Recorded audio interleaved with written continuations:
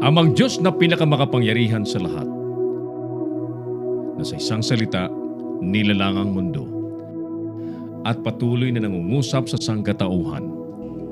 Taos-puso ang aming pasasalamat, kaming mga naglilingkod sa bayan bilang online media broadcasters, mga mobile journalists at 10 ng aming mga kapatid sa pamamahayag.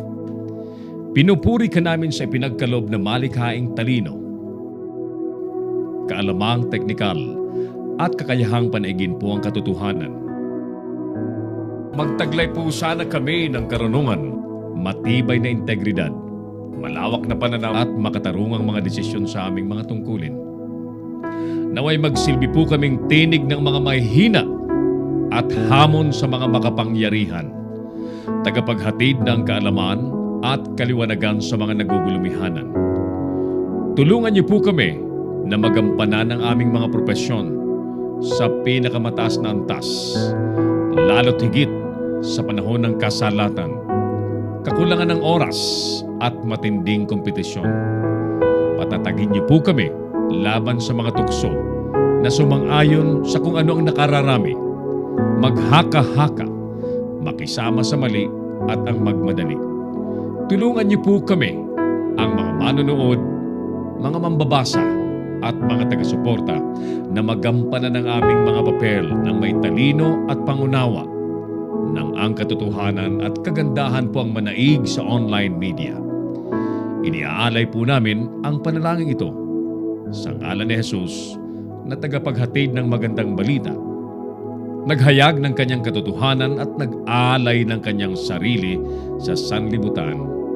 Amen.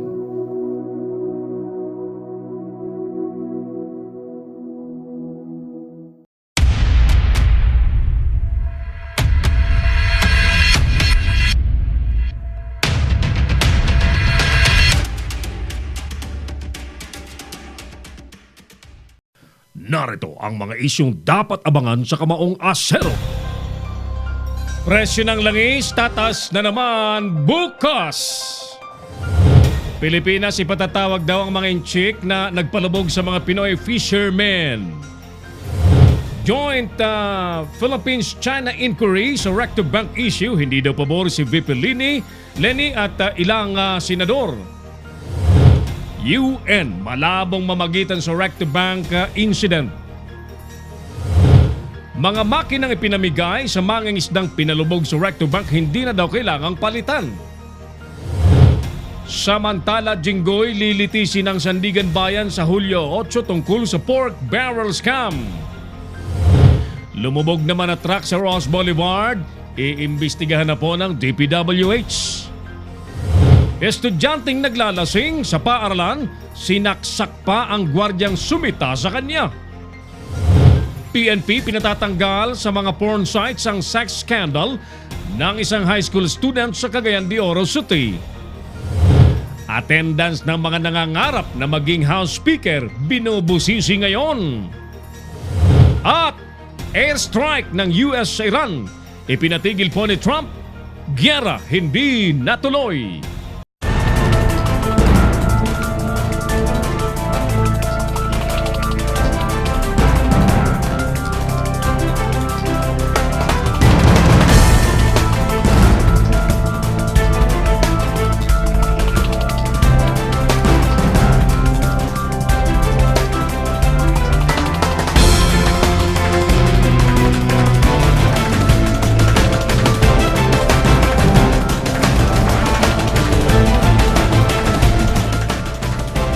Live from the studios of Leader News Philippines, Herald Kami of Kamaong Asero starts now!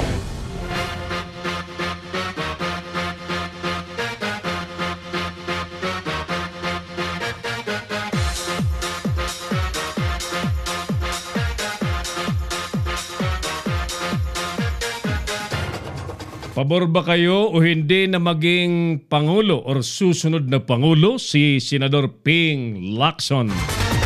Repeat, kayo ba isang ayon o hindi o pabor ba o hindi na maging Susunod na Pangulo ng Bansa si Senador Ping Lacson. Magandang hapon po sa inyong lahat. Ako na po ito si Errol Lacari. Welcome po sa ating pangdaigdigang broadcast ng Kamaong Asero. Dito po sa Leader News Philippines at sa bayang napapanood po sa Pinoy Extreme Channel Television nationwide.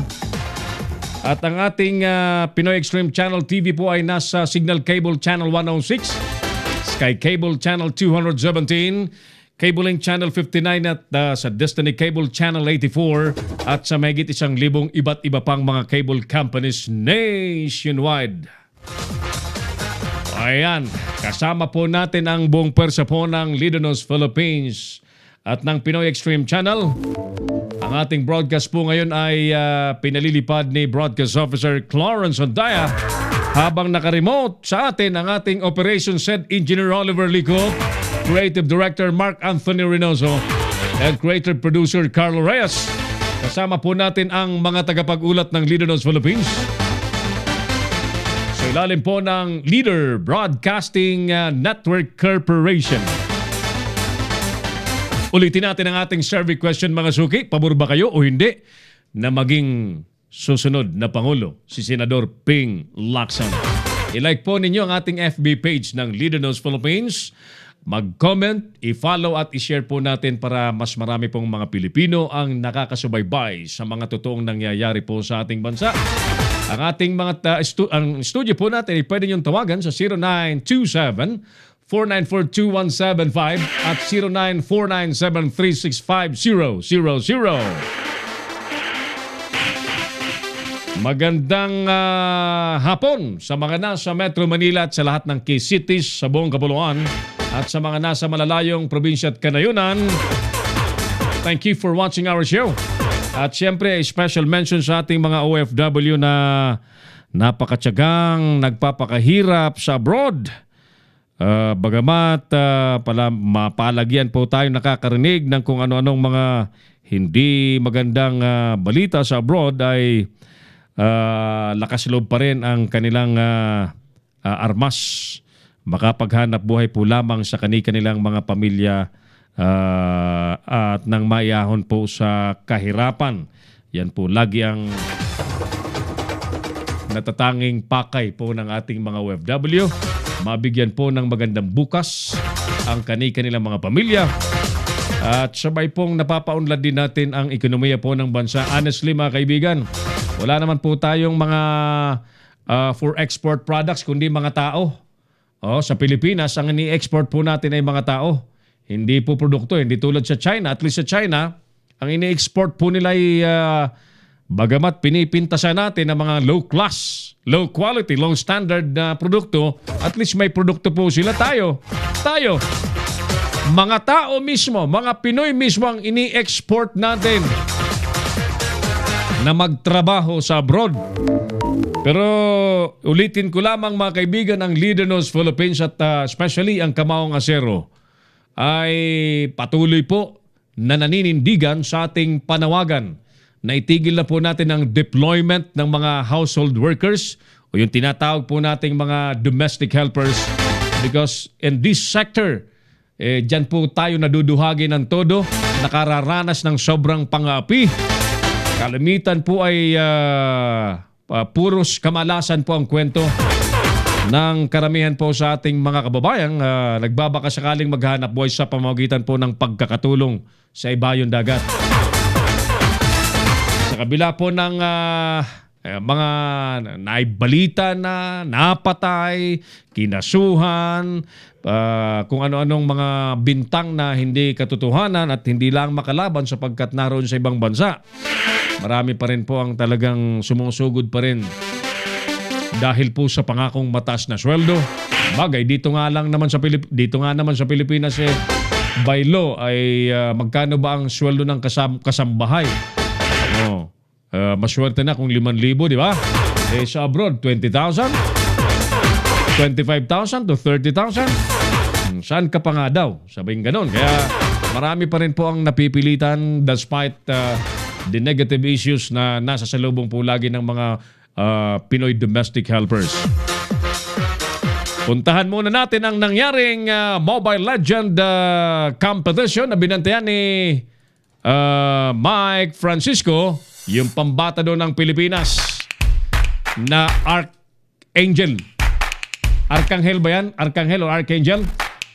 Nagpangatlo sa katatapos pong Mobile Legends MSC 2019. Panoorin po natin ang live report ni partner Mike Francisco. Yes, Mike? Magandang araw po sa lahat ng nanonood ng Leader News Philippines Kamao Masero. Pinoy Extreme Channel, narito tayo ngayon sa Araneta Center para saksihan ang muling araw ng laban ng MCS Mobile Legends Bang Bang Southeast Asia Cup 2019. So, inaasahan ng mga ating kapwa Pilipino na magwawagi tayo dito sa laban na ito dahil may natitira pa tayo isang kupunan na lalaban sa finals. Ito ang Archangel.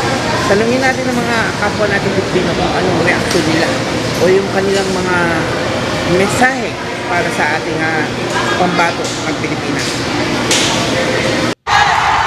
Libo-libong fans ang dumalo at sumuporta sa pambato ng Pilipinas para sa final day ng MSC 2019 sa Araneta Center kahapon.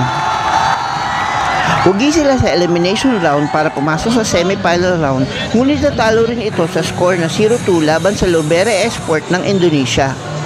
Boss, may interview tawag dito, ano masasabi nyo dun sa huling laban ng Archangel? Okay naman sana kasi dun sa first game, feeling ko yung momentum. Momentum nasira. Dahil sa technical difficulties. Tapos yung last pick, yung kay Jeff, yung pick na Teresa Lab, feeling ko hindi siya match dun sa hirap kasi initiate nun. So meron sila ring mistake sa huling. Na-outcap sila. Tsaka tinatanggal yung plug Sa laban ng Archangel. Ayun, sayang. Ang ganda na pinakita ng Archangel sa umpisa. Ang ganda, lumalamang na. Tapos kaso medyo, sa tingin ko, napag-aralan silang maigi ng kalaban. Kasi parang tinanggalan nila ng yung Archangel eh. Kasi yung strength ni Jeff Cutie Forever, yung si Claude. So, doon sa lineup, doon sila parang dehado. Pero ganda na pinakita, pero yun lang, mas malakas talaga nung time na yun yung Sa palagay mo ba nakababa ng momentum yung mga technical difficulties? Oo, para sa akin, naisip ko yun na yung mga post na gano'n. Kasi iba pag pressure na, gulo-gulo na, mahirapan ka na makapag-isip-isip na. Yung mga post, yung habang nagpo-post, parang pwede mo sa mataling pagkakataon, magiging relax ka, maiisip mo ano pwedeng gawin para maibaliktad yung game. So para sa akin, ayoko man sabihin na mag-i-excuse tayo, pero para sa akin, malaking factor yung biglang nawala sa momentum. Sir, maraming salamat, sir. Sir, ask ko lang, bilang gamer, no? Sa palagay niyo po ba wala ng momentum yung mga technical difficulties? Yes, 100% para sa akin kasi pag sumasali kami before sa mga offline sa online tournament, pag may technical difficulties, wala ng momentum. Tsaka yung team play sa rotation, kahit lamang na kayo, syempre yung loob nyo ando na yung buo na, then biglang nawala. Nawala. Parang kung nakambak po kayo, tapos nag-post. Lamang na Parang may pressure po, di ko alam gagawin. Tapos dahil din doon napagandaan na rin ng kalaban yung mga parang yung utak na nung kalaban is parang sila yung napipressure din na refresh ulit yung utak nila, then yun nasa momentum na ulit yung Louvre sa games. Anong masasabi nyo naman sa laban? Yung mga nakita nyo na may pagkakamali ba or medyo sa palagay nyo talagang inalat lang? Actually, lahat ng teams na then actually lahat naman ng teams na nandito, champion lahat Yung mga puso nila, champion. So, hindi natin masisisi ang bawat isa na team. Kaya, for me, be the best team talaga. Kasi yung mananalo, sila talaga yung champion. Mga tropa! Yeah! Salamat sa mga suporta nyo. Lalaban ulit tayo. Yes! Ganun pa man, buo pa rin ang suporta ng mga Pilipino sa Archangel kahit na third place ito. Ngunit sa isang banda, ang kupunan ay makakatanggap pa rin ng amount prize mula sa 120k na paghahatian ng tatlong finalists. Nanalo ang Onyx Esport ng Indonesia at nakatanggap ng 24 karat gold na trophy at prize na $68,102 at ang MVP naman na si Sasa ng Onyx ay makakatanggap ng $1,000 Mula rito sa Araneta Center, Cubao, ako si Mike Francisco, nag-uulat para sa Leader News Philippines. Si Errol Dacame, ang Kamao Hasero.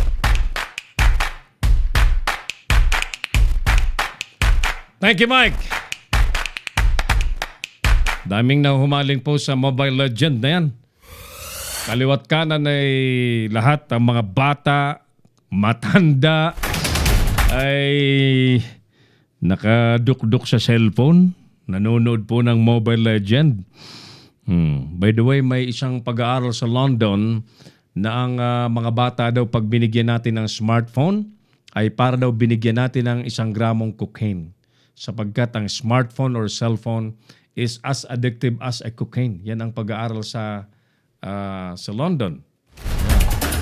So kung ayaw nating maging addict sa gadgets na ganyan at masisira ang karakter, makaka-apekto, ay huwag na lang daw nating pahumalingin sa mga ganyang yung mga cellphone. But talagang uso-uso yan. So siguro ang maganda dyan ay disiplina. Yan. Disiplina, di ba? Alright, let's repeat our survey question. Ladies and gentlemen, ito po yung ating main topic this afternoon. Kayo ba'y pabor o hindi na maging Pangulo sa 2022 si Senador Ping Lacson? Yung file mo raw sa DNR ay wala. Yung tinatanong niya, Hindi ko nakita, Kuya Mike, Mark, paki-preview na lang. Diniretso kasi sa'yo na panoorin, na i-send, Alright. Balikan ko po kayo mga suki, ang ating FB page, na Leader News Philippines. Paki-like po ninyo, mag-comment, i-follow at i-share para nakikita po ninyo ang mga live shows natin, napapanood, syempre, at makasali po kayo sa ating matalinong diskusyon. By the way, happy viewing, happy watching sa mga taga dyan po sa Pinsao Pilot District Health Center sa Baguio City. Ayan. Thank you for taking care of the patients going there. Si paring Mario Batigas, ang presidente po at may-ari ng Latigo News TV at Diaryong Latigo ay nanonood din po sa atin. Gary Gregorio, sumagot siya ng hindi. Quincy Joel Kahilig, sabi niya, sablay si Lacson sa mga kandidatura niya bilang presidente sa nakaraan. Pero kung tatakbo si Sara Duterte at si Villar sa 2022, si Lacson na lang ang pipiliin ko. Jennifer Sapanta, ang sagot niya ay big no. Ayan. Kayo po, ano pong sagot niyo sa ating survey question?